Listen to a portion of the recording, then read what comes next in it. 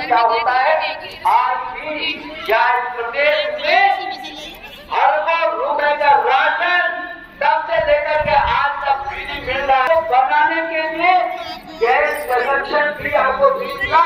इस जिले में 1,14,000 फ्री गैस कनेक्शन दिए और हमारे प्रदेश के मुख्यमंत्री ने कहा, जब लोगों ने कहा गैस कनेक्शन तो हमारे मुख्यमंत्री ने कहा चिंता करने की जरूरत है मेरी माँ बहनों को, उसमें 3 सिलेंडर में हम फ्री दे देंगे। आप अच्छे तरीके से राशन आपको फ्री मिल रहा है, गैस कनेक्शन आपको फ्री मिल गया, अब 3 सिलेंडर भी हम आपको फ्री देंगे। जो योजना शुरू कर दी उन्होंने, जैसे मुख्यमंत्री की शपथ ली उसके 7 बाद अब वो योजना न कर घोषणा की, बल्कि उसको काम करना शुरू कर दिया। इतना ही नहीं तो मैं समझता हूँ कि आयुष्मान भारत बनाने वाला भारत के तहत मैं धन्यवाद देना चाहता हूँ मुख्यमंत्री जी को। इस प्रदेश में मैं कहता हूँ केवल 1,45,000 लोगों की जान को जनधन के खाते खुले, गरीब जिसका बैंक में कोई खाता नहीं होता था 11.5 लाख खाते खुले।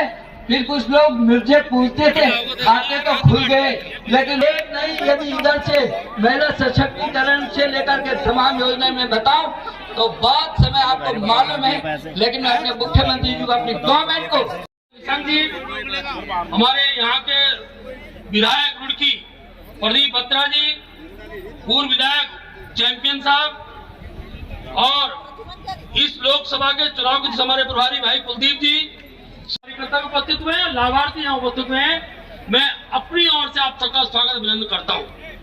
मंच पर हम सबके लोकप्रिय नेता, इस प्रदेश के मुख्यमंत्री आर्य पुष्कर सिंह धामी जी, हमारे जनपद के अध्यक्ष शोभाराम जी, राज्यसभा की सांसद हमारी उपाध्यक्षा बहन कल्पना सैनी जी, इस क्षेत्र के लोकप्रिय सांसद अभी जिनको जी, हमारे यहाँ के विधायक रुड़की प्रदीप बत्रा जी, पूर्व विधायक चैंपियन साहब और इस लोकसभा के चुनाव के हमारे प्रभारी भाई कुलदीप जी, सम्मानित कराने का प्रश्न है।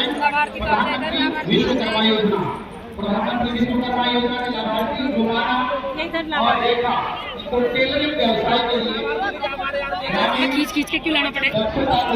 में खड़े हुए व्यक्ति तक शासन पहुंचे, सरकार पहुंचे, सरकार की सुविधाएं पहुंचे, योजनाएं पहुंचे, उसके लिए लगातार पिछले 10 सालों में अनेक कार्य हुए हैं, जिनके बारे में बहुत विस्तार से आदरणीय निशंक जी ने बहुत विस्तार से यहाँ से बताया किस प्रकार से योजनाएं पहुंची है। हमारे प्रदेश अध्यक्ष जी ने भी बहुत बातें यहाँ पर बताई हैं। मैं इतना ही कहना चाहता हूँ कि हमारे प्रधानमंत्री आदरणीय मोदी वास्तव में जरूरत थी, जिसके कारण से लोगों का जीवन आगे बढ़ सकता था। उन योजनाओं को लागू करने का काम, उन योजनाओं को नीतियों में लाने का काम, उन योजनाओं को धरातल पर उतारने का काम किसी ने किया है तो हमारे देश के यशस्वी प्रधानमंत्री नरेंद्र मोदी जी ने किया है। इतनी बड़ी संख्या आपकी ये दर्शाती है कि पिछले 10 सालों में गरीब कल्याण के लिए अनेकों काम देश के अंदर हुए हैं। सम्मान और स्वाभिमान पूरी दुनिया के अंदर बढ़ रहा है।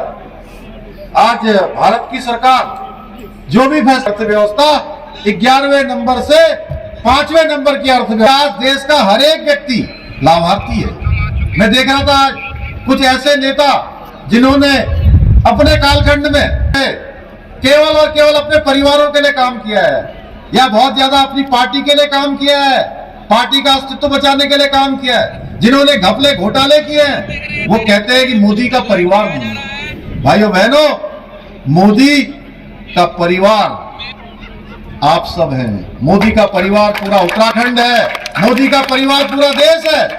उनका परिवार 140 करोड़ भारतीय मोदी जी के परिवार हैं, क्योंकि उन्होंने अपने लिए काम नहीं किया है, उन्होंने निजी हितों के लिए काम नहीं किया है। उन्होंने आवास योजना, हर घर से नल जल की योजना, आयुष्मान भारत योजना, लखपति दीदी योजना, अगर हम इन योजनाओं की बात, हम कहते हैं वसुधैव कुटुंबकम अयम निजम परोवेति गणना लघु चेतसाम उदार चरित्रानाम।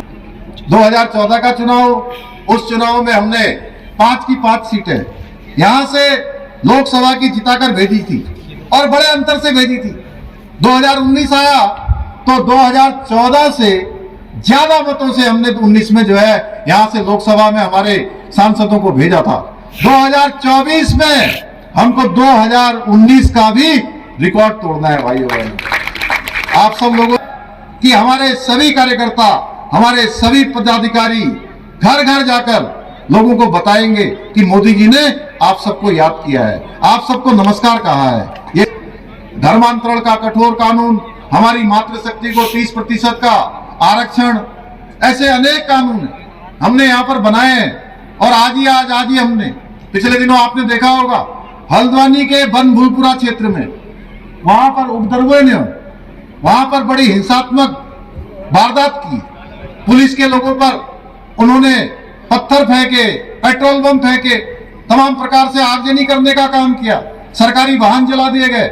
हमारे पत्रकार भाई बहनों के साथ बहुत हिंसात्मक तरीके से उनको मारने की कोशिश की गई।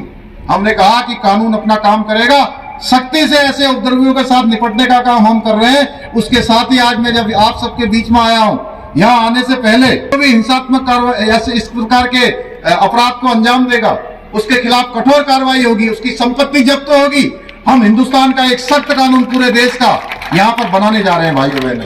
हमारे मंत्रिमंडल ने इसका फैसला कर लिया है। मैं आप सबका अभिनंदन करता हूं और बहुत सारे प्रस्ताव